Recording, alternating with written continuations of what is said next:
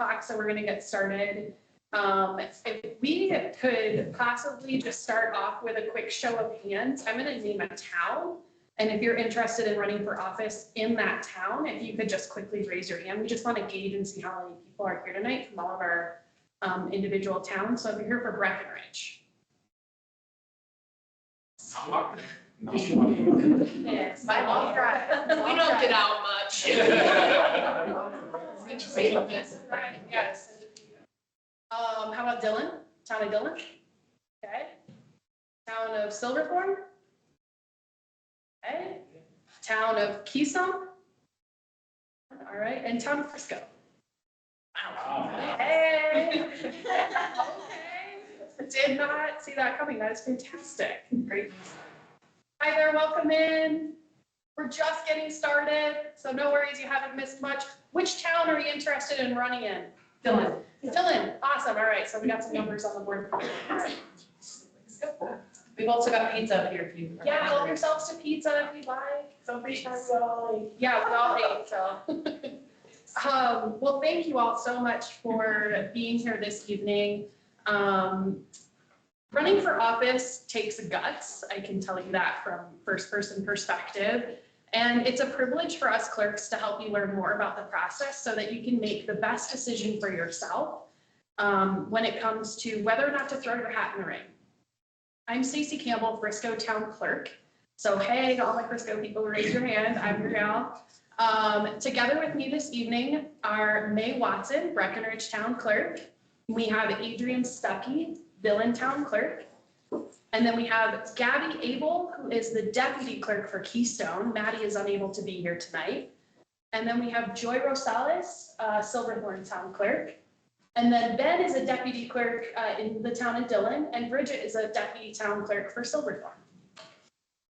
The reason we're here tonight, as you know, is the towns of Breckenridge, Frisco, Dillon, Keystone, and Silverthorne are all conducting municipal elections in the spring. All town elections for those present this evening are scheduled to take place on Tuesday, April 7th. So that is a day to definitely mark on your calendars if you're interested. If you're interested in running for office in the towns of Blue River or Montezuma, which it doesn't seem like anybody raised their hand, or it seems like everybody did raise their hand for a town that was called. But just in case, they're not here tonight, but they're available for questions and inquiries directly through their town hall staff. It's worth noting that they are statutory towns without home rule charters, so it's an interesting difference for them. A home rule charter is a governing document for a municipality similar to a constitution, if you will, only amended by a majority vote of registered electors in that community through an election. And so we'll be focusing this evening on home rule towns here in Summit County. That's who's here tonight. All towns present this evening will be electing new council members, and there are sometimes ballot measures or questions that will appear on the ballot as well. So we're going to go through each town and just go over a quick review of what's on your ballot. The town of Breckenridge has 3 council member seats. The town of Dillon will have 3 council member seats, a mayoral race, and charter amendment questions. The towns of Frisco and Keystone will have 4 council member seats each. The town of Silverthorne will have 3 council member seats and the mayoral race on the ballot. Whether you've made up your mind to run already, or you're still undecided and thinking about it, we hope that the information presented here tonight will provide you with a very brief, high-level overview of municipal government in Colorado, especially home rule, like we talked about, as well as some tips for being a candidate for elected office, and a basic understanding of the election process and how to get on the ballot, as well as a very quick overview of the Fair Campaign Practices Act. We're not going to bore you. We're not here to drill down on every single detail. If you have more specific questions, we'll be able to answer those later. But we ask that you hold your questions until the end of our presentation, because that way we can determine if the question is actually more specific and should only be answered by your town clerk specifically. Just because we are home rule, we all have our own unique charters and our own unique code. So we just decided that's kind of the best way to do it. But definitely if it is a question that is common amongst all of our towns, we will jump in and answer so that everyone can benefit from that question being asked. Clerks want you to know, we're here to guide you through the election process. We are a resource for you as prospective and potential candidates, as well as for the public on how to vote and how to make sure that their voice is heard at the ballot box. Additionally, municipal elections work very differently than county or special district elections. A lot of people think that they all work the same way. They work a little bit differently. So all towns present this evening are all incorporated home rule municipalities. An area becomes a municipality when residents vote to incorporate as a city or as a town. So you'll notice like places like Keeney, Wilderness, we all know these as places, but they are not incorporated towns. So there is a big difference there. Those are just a couple of examples. And a municipality becomes home rule, not automatically. Most notably, Keystone just went through this process where they had a home rule charter commission that was elected, and then they actually formed a home rule charter. That is the same way that all of our home rule charters were formed and established. So it's really interesting to kind of see that take place just within the last couple of years. So the home rule charter is the overarching governing document for a municipality. Copies are available for your town on your town's website. It is a public document. Highly recommend giving that a look over. And we can also provide you with like a PDF copy upon request as well. All home rule municipalities present this evening also have a code of ordinances, which is also commonly referred to as town code.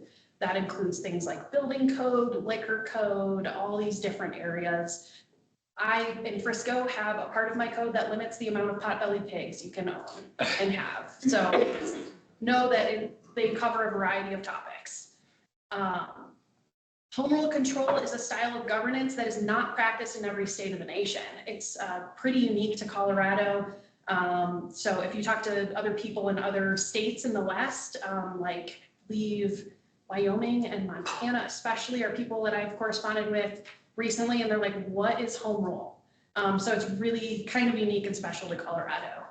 But we're also not the only state that has it. It's a constant dynamic between local governments, the state legislation to deem, what's a matter of statewide concern that the state legislators can make a law on versus what we want to control or control even more at the hyper-local level. All towns in attendance this evening are also active members of the Colorado Municipal League, or CML. It's a statewide organization that advocates on behalf of municipalities in this realm, really advocating for local control. All towns present this evening are structured in a form of what's called council manager form of governance. People think the mayors are in charge, right? And to some extent they are. However, when it comes down to, usually mayors are elected and have full-time jobs elsewhere. Our current mayor right now in Frisco is a deputy fire chief for Summit Fire and EMS. And so, being elected mayor is just an additional responsibility for him. So we have a town administrator, a town manager. That is not unique to Frisco. That's every town that's here tonight. And the manager works as the primary administrator, overseeing staff and operations, but in accordance with council direction and policy. So just a heads up on what that's all about when you see town managers quoted in the paper or a mayor and what that difference is. Mayors serve as a ceremonial head. They are a voting member of council. Definitely want to ask each individual town how all of that stuff works, at each individual town hall. But town council are truly the elected officials that are setting policy. They are community members making quasi-judicial decisions together. They are working issues out on public record, out in the open during public meetings. There's no better place to see your local government in action than at your municipality's public meetings. I strongly urge you to attend these meetings and also to sign up. I know all of our towns have some sort of email, newsletter, correspondence service where you can sign up to actually get the agendas and materials of your upcoming public meetings, depending on your interests. But you can also check all the boxes and get it all. And you'll get agendas and materials packets that end up being the decision-making material for elected officials. Check your town's website for meeting dates and council packets, or definitely ask your town clerk here this evening on how to get connected with all of that. So that's enough of your civics class, Civics 101, Summit County municipalities. Our next speaker is Silverthorne's town clerk, Joy Rosales. She's going to speak about what to consider when making your decision to actually run and throw your hat in the ring in 2026. Good evening. So running for a municipal office can be an intense experience, and it takes courage, and we commend you for exploring the idea. We'll cover eligibility requirements for running for office and some important considerations to consider while you decide if you would like to run for town council in 2026. State law dictates to run for a municipal office, you must be a citizen of the United States, be registered to vote, be at least 18 years by the date of the election, and have lived in your town for at least 12 consecutive months prior to the election.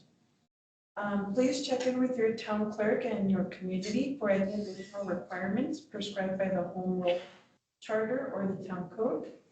Everyone runs for office for a unique set of reasons, whether you're interested in giving back to your community, you want to be a vector for change, or you want to fill some free time combined with any of the previously mentioned reasons. There is no one-way show to run for a campaign. However, there are some common threads among candidates who run successful campaigns and shape communities through policymaking that we'd like to highlight for you this evening. Some fundamental questions to ask yourself when considering a run for Can public you speak up just a little bit? Yeah, I'm sorry, can you not hear me? I can barely hear you. So just a side note, there will be a transcript available and recording available for after. I know in the moment we'll have her speak up. I just wanted you all to be aware of that too. Thanks, Gab. Would it help if you move up just a little bit closer? I can speak up. I'll speak up for you. Some fundamental questions to ask yourself when considering a run for public office. Do you have a general understanding of the building blocks of your community? It makes a huge difference to check in with any historical resources, the business community, the nonprofit community, residents, and other stakeholders before, during, and after the election cycle. Do you have a general feel for the operation of the town as an employer and organization?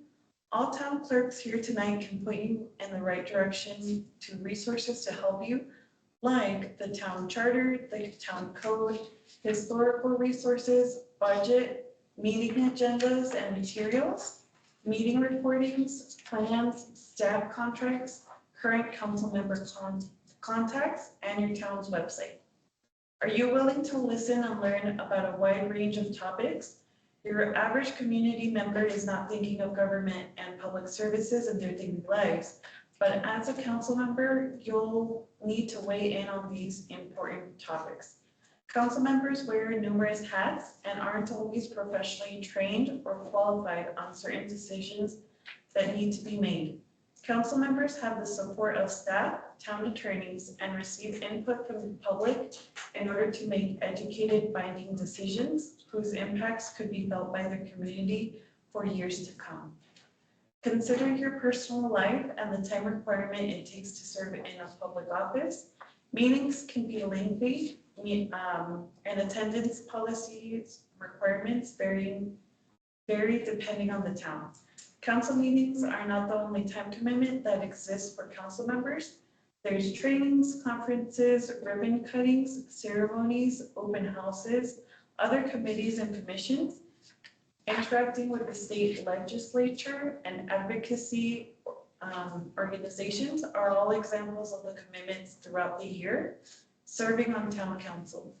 Many of these remain optional, but one common expectation among communities is that council members study their agenda and material packets provided by staff in advance of your meetings and come prepared to meetings with any questions. Being center stage in a decision-making role for controversial issues and a small community brings with it a set of unique challenges. Oftentimes, debates and conversations can get heated. Are you prepared to be a part of ethical, professional discussions without allowing personal differences or opinions get in the way of productivity? Are you prepared to be criticized publicly? Would you be able to consistently and fairly apply the established laws on the books of your town, even if your friends or neighbors are seeking an outcome of some kind? You only have to look at the local newspaper headlines to know that there are hot topics and there are multiple sides to an issue. There can be groups of people debating all sides and types of issues, from dog parks to potholes, to multi-million-dollar contract awards and capital projects, to name a few. Are you dedicated to the interests of citizens and the community as a whole, or do you have your own personal agenda? Do you have what it takes to govern with diplomacy and civility? Do you have strong communication skills? Do you enjoy speaking as much as listening? Are you reachable and approachable? You'll be considered the sounding board to neighbors and business owners when they see you walking down the street, buying groceries, or picking up your mail. We hope these considerations offer perspective for running for office in our communities that we all love and choose to live in. I'll now hand it off to Adrian Stuckey, Dillon Town Clerk, to touch on some key dates coming up for the election process. Hi, good evening. I'm going to review the nomination petition process for you. So on Tuesday, January 6th is the first day that you can pick up the nomination petitions. This is the way you can be listed on the ballot as a candidate.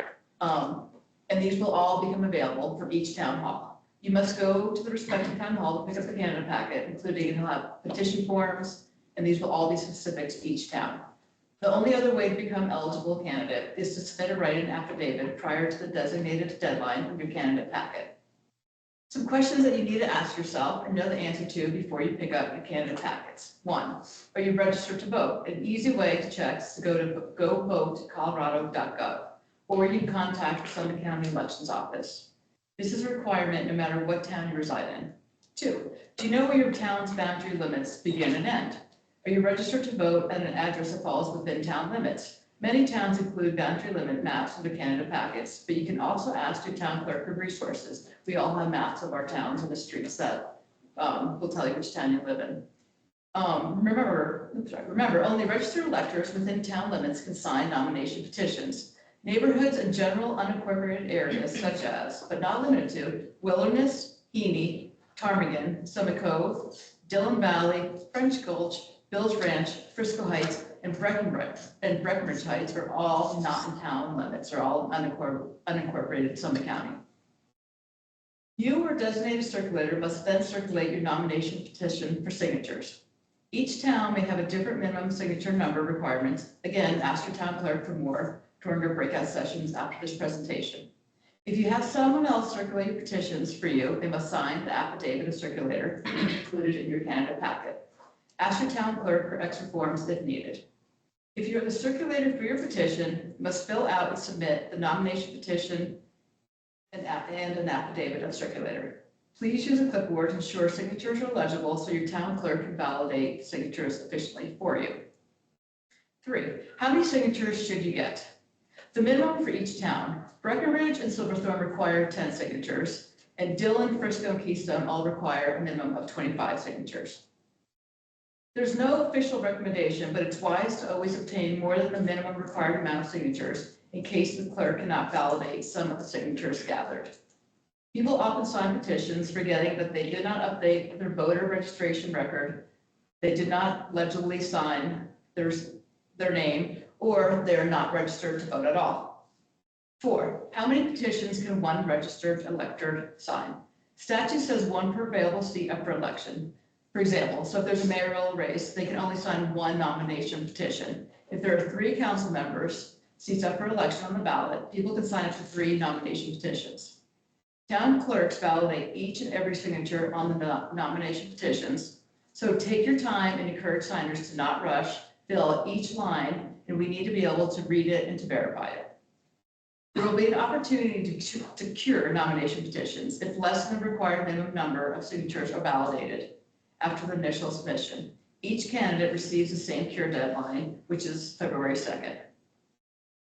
On Monday, January 26th, nomination petition signatures and affidavits are due back to your town clerk by the end of the business day. However, it benefits candidates to submit their nomination petitions as soon as they feel they've required the number of signatures. If the signer signs more than the allotted number of nomination petitions, such as there's 3 council members, they sign 4 petitions, the date of signing of the nomination petitions determines which signature or signatures are valid. If the date of signing doesn't clarify which signature or signatures are valid, all signatures will be rejected.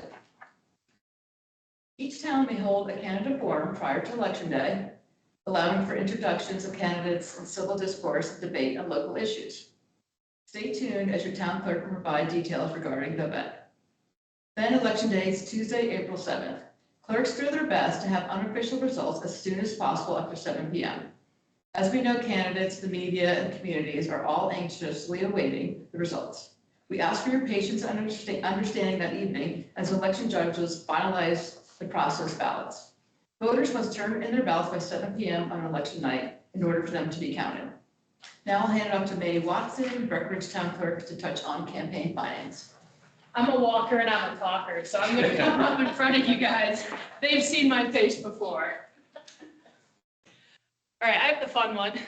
Money, right? So with elections, we all know money is usually kind of involved and it's usually well documented. So I see a lot of you guys with notepads out. This is important for you to write down. Can you write down for me CRS, Title I, Article 45? That is your Fair Campaign Practices Act.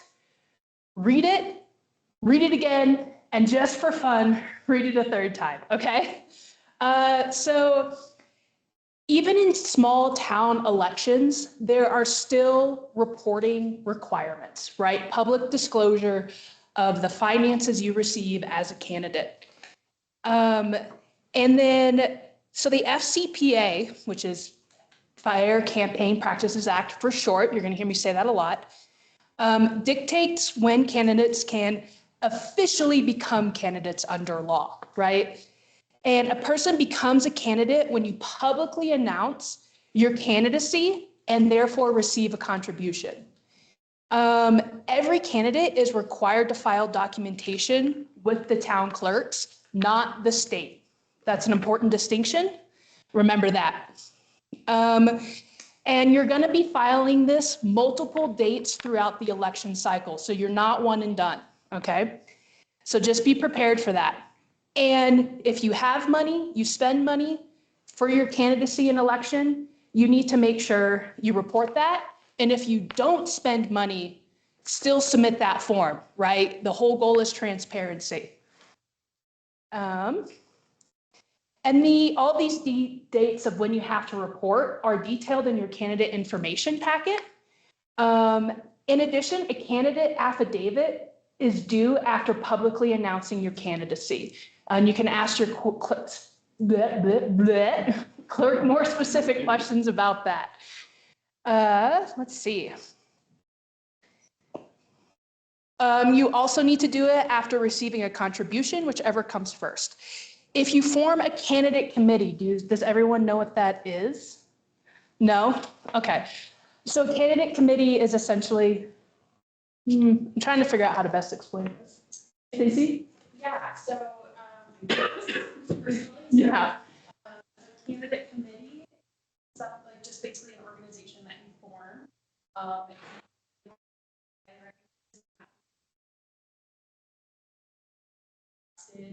Friend or just someone else that you trust to be your treasurer of your candidate committee.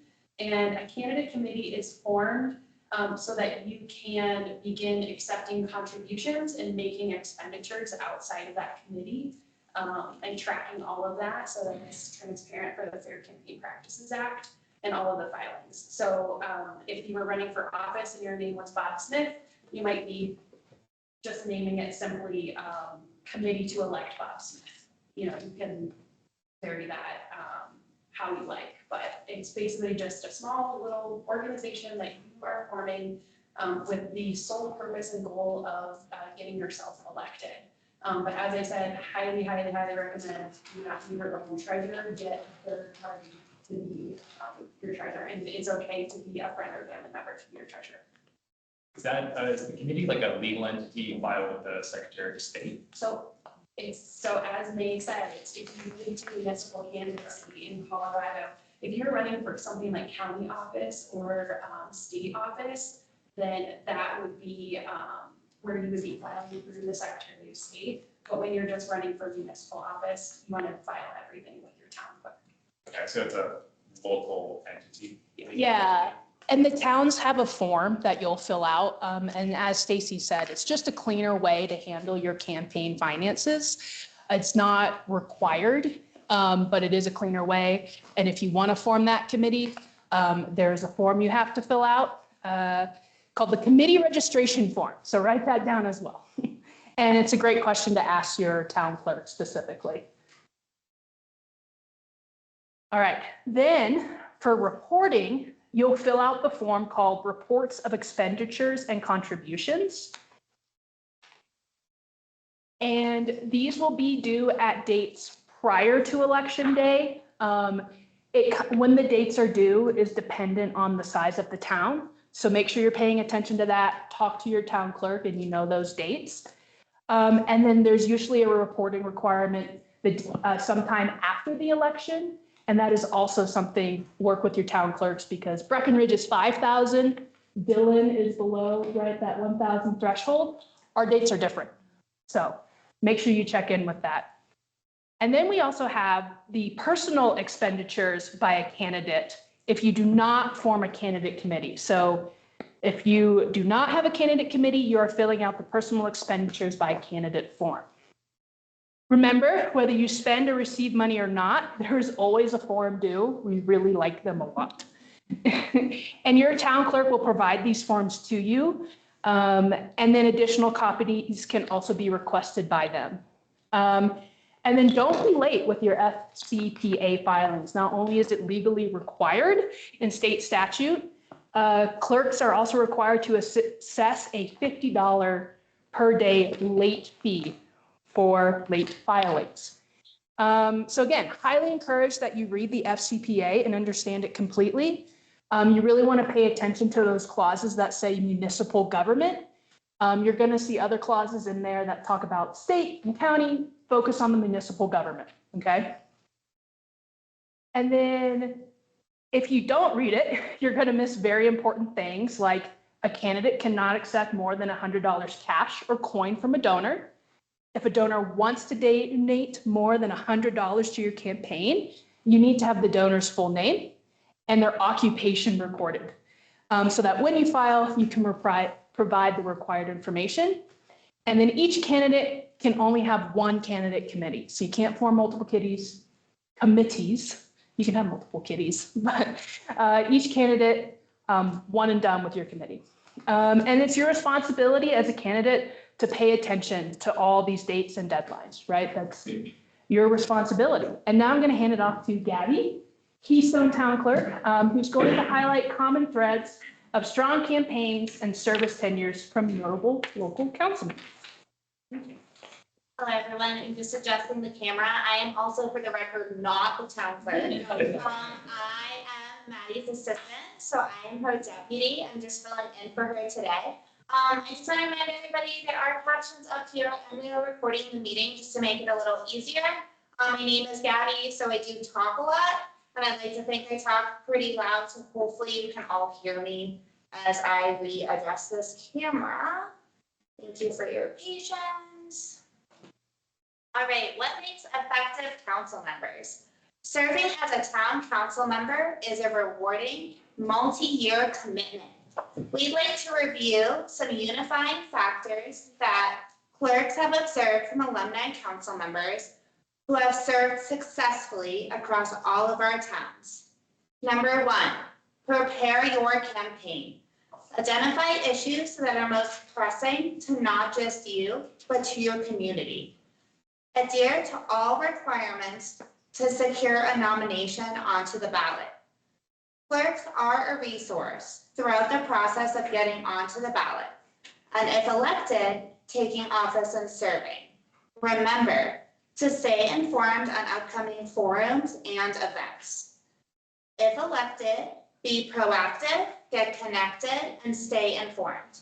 Review the materials prepared by town staff prior to meetings. These packets are long, sometimes they're over 200 pages. Please still read all of them. And meet with your town management regularly. Separate yourself from personal differences, and remember, you represent the community at large.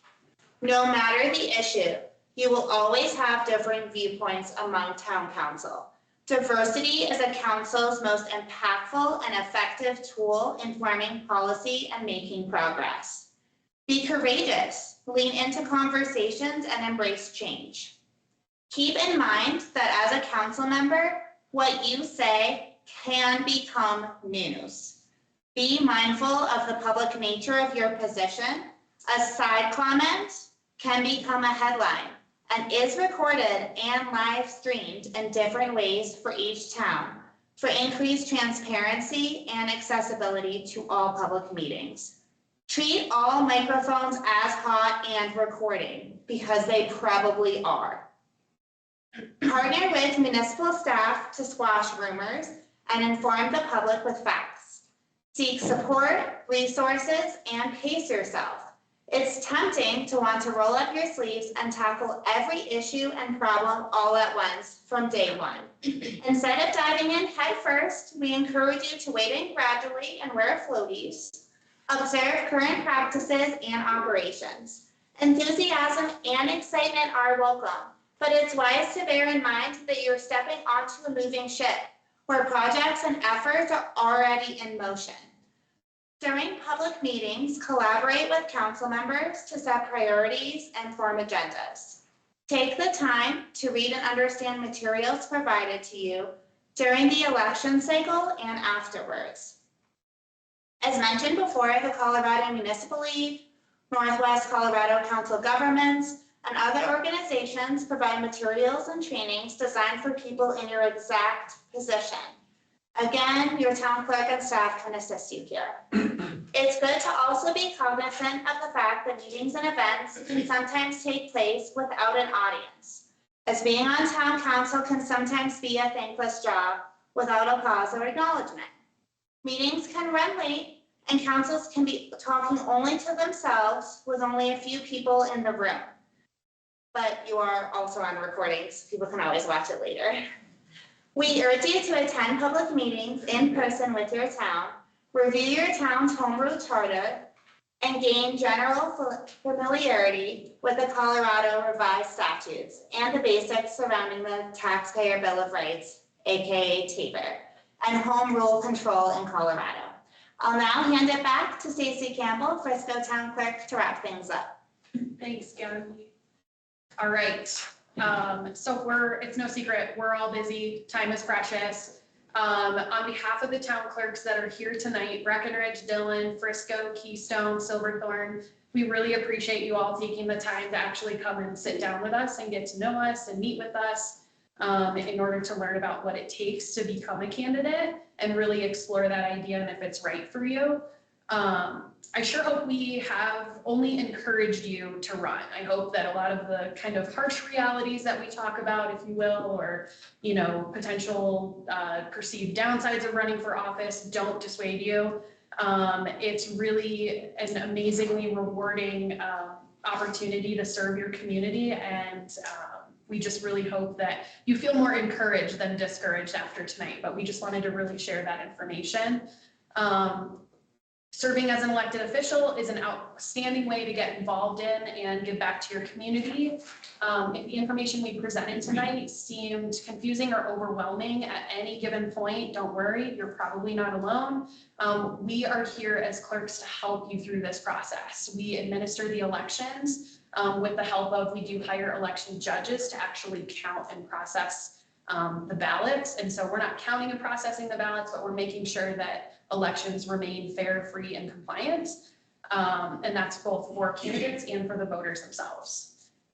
If you don't feel after tonight, you kind of, especially like take the holidays, if you're really not feeling like running for office is necessarily for you, we wanted to plug, there are a lot of other ways that aren't elected, but appointed opportunities to serve your community. Examples of that include planning commission, open space advisory commissions, liquor license authorities, public art committees and citizen advisory boards with various different topics, like sometimes economic development.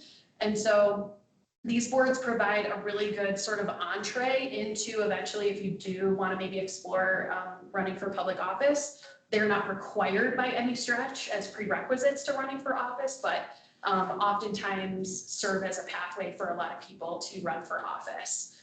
So maybe just consider those options as well. Either way, wherever you land. So that concludes our presentation for this evening as far as a common group. And just as another reminder, we can't emphasize this enough that we're going to post this. The town of Keystone has been kind enough to host us tonight, but we'll make sure every town links to Keystone's YouTube for a recording of this session in case you want to go back and listen to it, or if you're someone who couldn't join us tonight, which I know there are some people, at least from my town, and I'm sure from the other towns that definitely could not make it here tonight, just so that they can hear all of the information as well. We'll make sure that that's available. But if you can't find it online, just inquire with your town clerk. We'll make sure you get connected.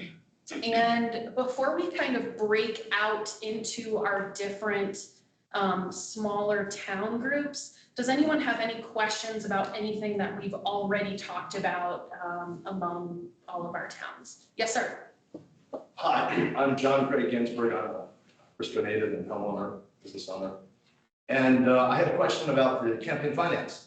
So I'm familiar with the fact personally that if you're a state candidate, you have to report to Tracer Online, which is a website at the Secretary of State's office, similar to posting your sales tax records online. It's similar, it's a state website where you do this.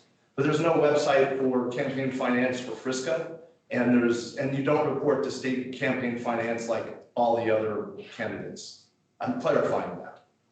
That's correct. So what's different with campaign finance filings at the municipal level is they are done just from the candidates and candidate committees directly with the town clerks. And then it is up to each town clerk whether or not we proactively post that information online, but they are all public documents that are subject to an open records request at any time for anyone interested. Okay, so with Tracer, you can request records of the other candidates, but you don't have to go through open records, which I think you need an attorney for. You need legal counsel, of course. So I guess you would need legal counsel to look up any of the campaign finance records for municipal, but for Tracer, you don't. I'm going to say that's my statement. And that's usually when you deal with the government in Summit County, I'm understanding that you need legal counsel. Sir, I was the town clerk in Breckenridge for the last 15 years, and I can tell you that that's not true. You don't need legal counsel. They're part of open records. So all of those filings that they talked about as part of the Finance Campaign Act are considered open records, and you can do an open records request to see what people file. Okay, but because the Frisco elections were canceled in the years 2018 and 2024, the Frisco elections for mayor and town council were canceled in the years 2018 and 2024.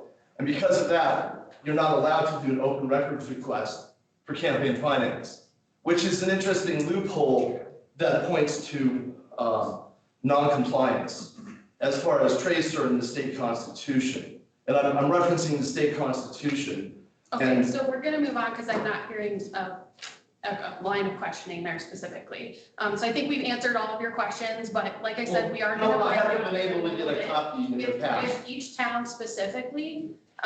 So does anyone else have any other questions regarding anything that we presented here tonight? Yes, sir. I think this might be kind of a global question for everyone, kind of on the same vein of campaign finance. Would you all recommend forming a separate bank account to handle the campaign? And if so, do most of the local banks kind of support that process? Like if you walk in with this form from the clerk, they'll be like, yeah, you're an entity and I can open an account for you. So it's 100% your call. We as clerks really need to back away from making any sort of recommendations on what works best for Okay. candidates. However, it is an option. And you definitely want to talk with your local banking branch about what your options are there. They might ask for maybe a copy of that committee registration form, or something like that, just to show documentation. I don't know for sure. I'm sure each bank is different, but it's a nice, like May was saying, it's a nice clean way of tracking your contributions and expenditures. That's Because what you I can want. see your statements, and that way, you know, you can just track everything really nicely instead of having to track it, like say on your personal, you know, credit card or debit card or Right, whatever. and I don't really want my bank account becoming part of open records, so. Yeah.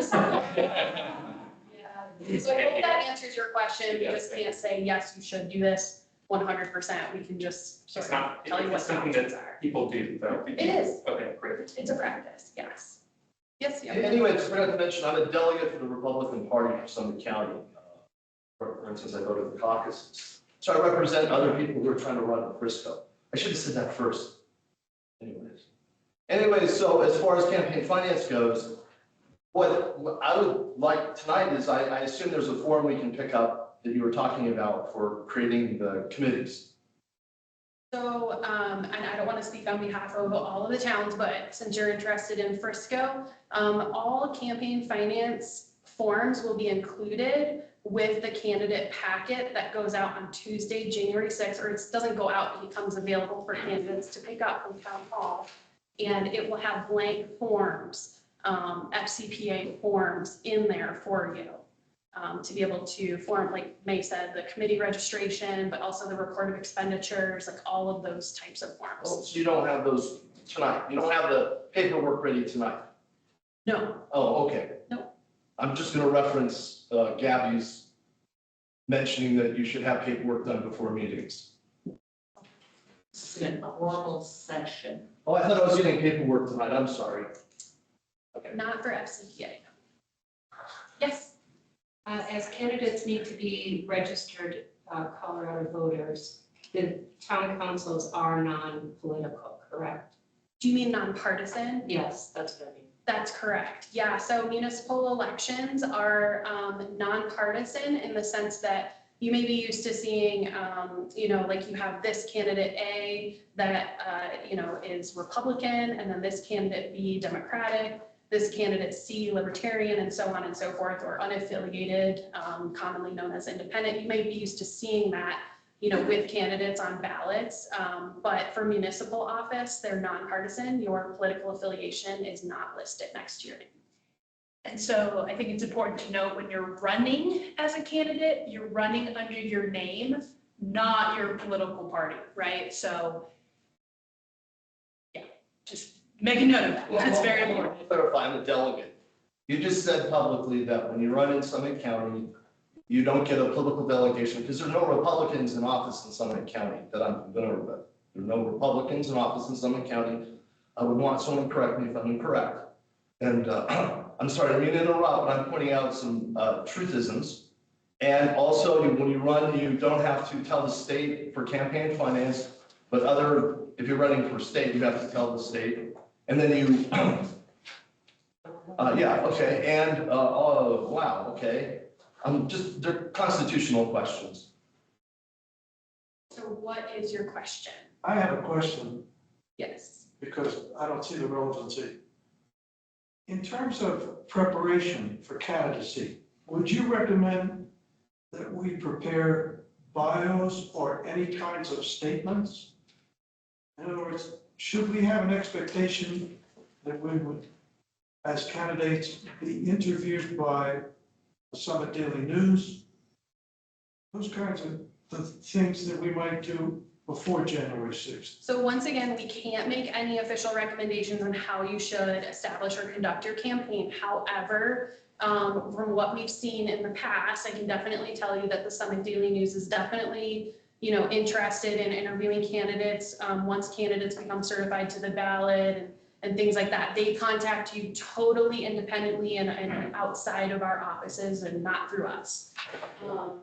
However, I can also tell you as far as like bios and things like that, you're gonna wanna ask each specific town clerk when we break out into our specific groups about how all of that works. Whether or not the town clerks actually gather up that information, some do, I'm pretty sure most do, gather and actually put it on our website, but it's pretty limited because, you know, we're not going into every single detail and really it's up to you to run and establish your own campaign and campaign presence, if you will. I hope that helps you a little bit. And if anybody has anything to add, I feel like I'm doing all the talking tonight, but by all means, if anyone. So candidates can't post when they become official candidates and the paperwork is approved, they're not allowed to post at any website that you have. I don't think that's. And I'm just clarifying. So there's no website that municipal candidates can post to. You don't post their affiliation. Campaign finance does not, it doesn't correspond to the state campaign finance. And as far as transparency goes, I have to have an attorney to do any records requests. I know that because I went and tried and I'm a witness that you need an attorney to do records requests. And I'm just clarifying these things. So as a candidate, the newspaper will contact you, correct? If you get approved as a candidate, the newspaper will contact you. We've seen it happen in the past, but we can't guarantee that an independent news organization is going to contact you. So I'm putting the law in my talk. Bro, Equal time. Somebody have other things to do tonight, can we move forward with this? You should request. Okay, does anyone else have any other questions for tonight before we break out? Because it's not your last opportunity to ask questions by any stretch, but. No question, I but think we're gonna. I just want to say, I think you all did a terrific job. Yeah. So we're all gonna go to different areas, just